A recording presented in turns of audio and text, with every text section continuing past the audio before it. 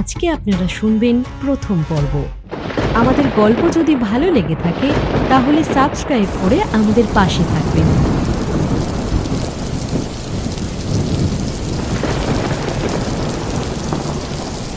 কি রে রাহুল, এইটুকুতেই হাঁপিয়ে পড়লি নাকি?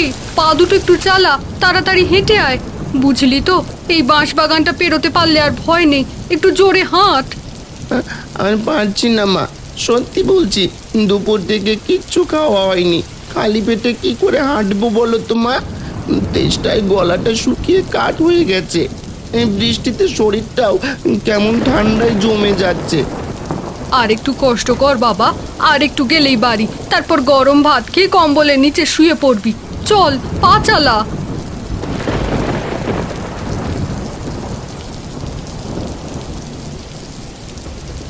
মা, আগে ভালোই ভালো এই বাঁশবাগানটা পার হই। আজকে বেরোনোই ভুল হয়েছে, কেমন যেন বুকটা ধড়ফড় করছে। দাঁড়াও মা, দাঁড়াও, আর এক পাও এগোবে না। কেন রে, কি হলো আবার?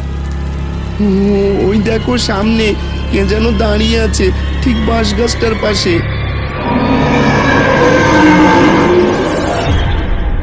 এই, কে রে ওখানে? এত রাতে বৃষ্টির মধ্যে দাঁড়িয়ে কি করছিস? সামনে আয়।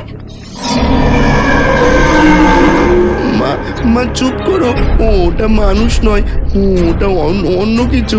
চলো চলো এখান থেকে পালাই। এই, কে রে?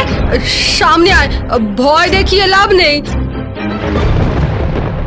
এক ঝলকে তারা স্পষ্ট দেখতে পেল অবয়বটার পা মাটিতে নেই। হঠাৎ করে অবয়বটা ধীরে ধীরে তাদের দিকে এগোতে শুরু করলো। মা, মা পালাও। দৌড়ো রাহুল, পিছনে তাকাস না। মার ছেলে প্রাণপণে দৌড়তে শুরু করলো। কাদা ছিটকে জামা কাপড়ে লাগছে। পেছন থেকে যেন কারো ভেসে আসা হাসির শব্দ।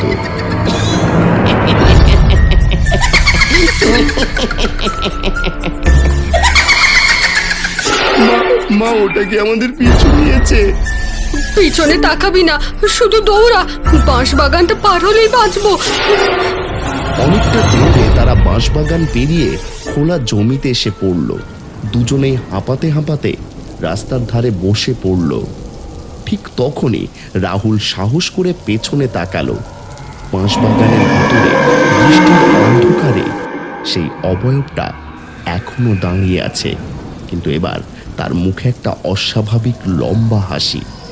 আর পরের মুহূর্তেই বিদ্যুতের ঝলকানির সাথে সাথে সেটা হঠাৎ উধাও হয়ে গেল। বাপরে, অল্পের জন্য বেঁচে গেলাম রে। আমি আমি আর কোনোদিন রাতে এই রাস্তা দিয়ে আসবো না মা। ওটা ওটা কি ভূত ছিল? চুপ কর, এখন শুধু বাড়ি ফিরতে হবে। চল, জলদি ওঠ। সকালটা অন্য দিনের থেকে একেবারেই আলাদা। সূর্য অনেক দেরিতে ওঠে। মনে হয় চারপাশটা সাদা তুলোর মতো ধোঁয়ায় ঢেকে আছে।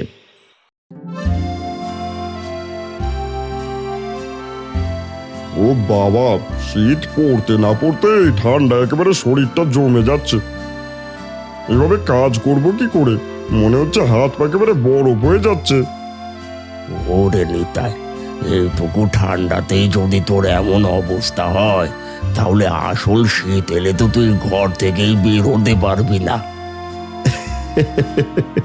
কি আর হবে খুড়ো, আর কদিন পর দেখবেন নিতাই কাকা ঠান্ডায় এমন কাঁপবে যে মাঠে কাজ না করে আগুনের পাশেই ঘর বাঁধবে। তখন কেউ ডাকতে এলে বলবে, আগে এক কাপ গরম চা দে, তারপর কথা বলবো।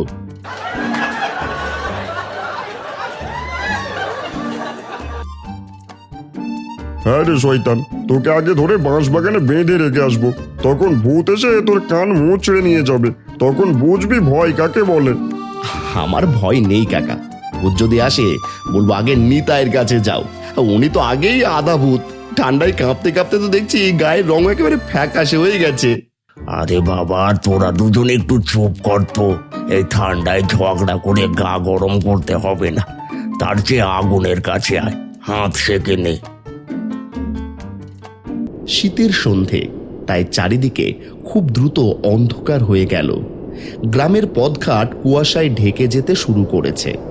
গ্রামের মোড়ের ছোট্ট ক্লাব ঘরে তখন জমজমাট আড্ডা। কেউ চা খাচ্ছে, কেউ আগুন পোহাচ্ছে, আবার কেউ গল্পে মেতে উঠেছে। শুনেছ খুড়ো, ও পাড়ার রাহুল আর তার মায়ের ব্যাপারটা? হ্যাঁ, সকাল থেকে কানাঘুষো শুনছি, কিন্তু আসল ঘটনা কি সেটা তো ঠিক বুঝলাম না। গ্রামের লোকজনও নানা কথা বলছে। সত্যি গো খুড়ো, আমি নিজে রাহুলের সঙ্গে কথা বলেছি।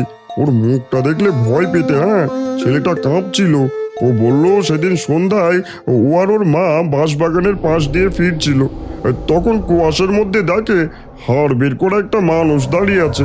তারপর প্রথমে ওরা মানুষই ভেবেছিল, ভাবলো হয়তো কেউ দাঁড়িয়ে আছে, কিন্তু লোকটা নড়ছিল না, শুধু দাঁড়িয়েছিল। রাহুলের মাকেও ডাক দিয়েছিল কে ওখানে, কিন্তু কোনো উত্তর নেই।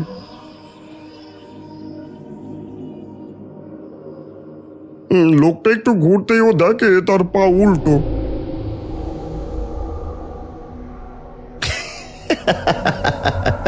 আরে ধুর, এসব গল্প বানিয়ে নিতাই ভয় খাওয়াচ্ছে।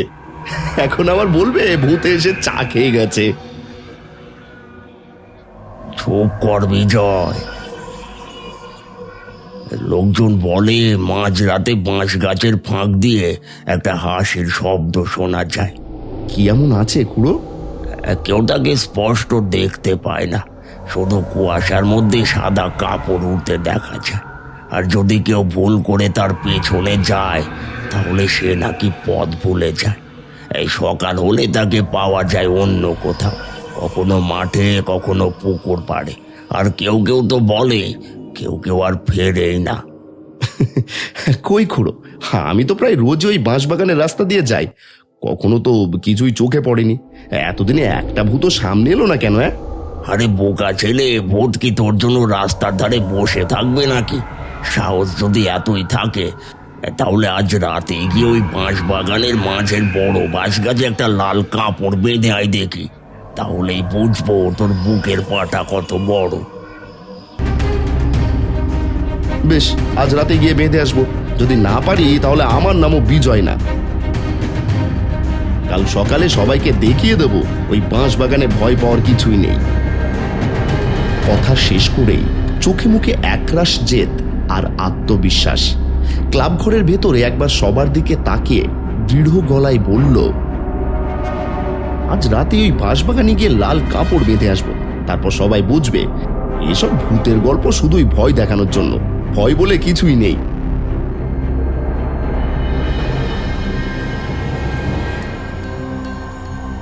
বিজয়ের এই জেদ দেখে ক্লাব ঘরের পরিবেশ হঠাৎ ভারী হয়ে উঠল। কেউ আর হাসাহাসি করল না। হরিপদ খুড়ো চুপচাপ দরজার দিকে তাকিয়ে রইলেন। নিতাইয়েরও মুখের চিন্তার ছাপ স্পষ্ট। কি হবে গো খুড়ো, ছেলেটা তো রাগের মাথায় বেরিয়ে গেল। যদি সত্যি কিছু হয়ে যায়? অনেক বোঝালাম, কিন্তু জেদের মাথায় মানুষ কিছু শুনতে চায় না। এই রাতটা ভালোই ভালোই কাটলেই হয়। ওই বাঁশবাগান নিয়ে খেলতে নেই রে বাবা, কিছু জায়গা আছে, দূরে থাকাই ভালো। আজকে প্রথম পর্বটি শুনলেন। শেষ পর্বটি খুব তাড়াতাড়ি নিয়ে আসছি আমরা। আমাদের গল্প যদি ভালো লেগে থাকে তাহলে সাবস্ক্রাইব করে আমাদের পাশে থাকবেন। ধন্যবাদ।